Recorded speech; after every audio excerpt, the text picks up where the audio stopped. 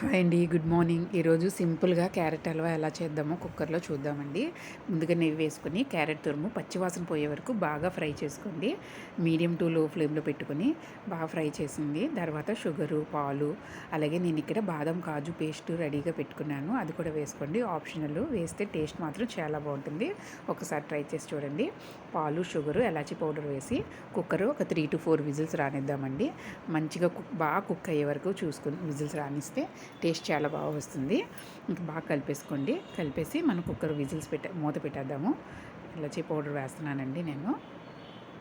చూడండి, బాగా కలుపుకోండి. బాగా కలుపుకొని మనం మూత పెట్టేద్దామండి. షుగర్ మళ్ళీ తర్వాత వేసుకుందామండి. మన స్వీట్నెస్ తగ్గట్టు మళ్ళీ తర్వాత వేసుకుందామండి.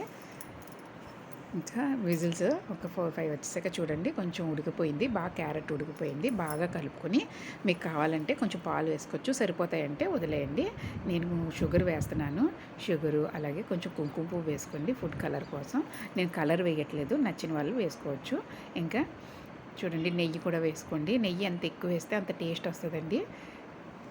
ఇది పిల్లలు మామూలుగా అయితే క్యారెట్ తినరు కదా, ఎలా పెడితే స్వీట్ కాబట్టి వాళ్ళు ఇష్టంగా తింటారండి. ఈ వీడియో కనుక మీకు నచ్చినట్టయితే లైక్ చేయండి, అలాగే సబ్స్క్రైబ్ చేసుకుని షేర్ చేయండి. చూడండి, దగ్గరికి అయ్యే వరకు నెయ్యి మనం అప్పుడు మధ్య మధ్యలో వేసుకుంటూ బాగా కలుపుకుంటూ కుక్ చేసుకుంటే దగ్గరికి అయిపోతుందండి. చాలా టేస్టీగా వస్తుంది. లాస్ట్లో బాదము, కాజు పొడి వేసానండి. అంతే అండి. చూడండి ఎంత బాగుందో. Thank you.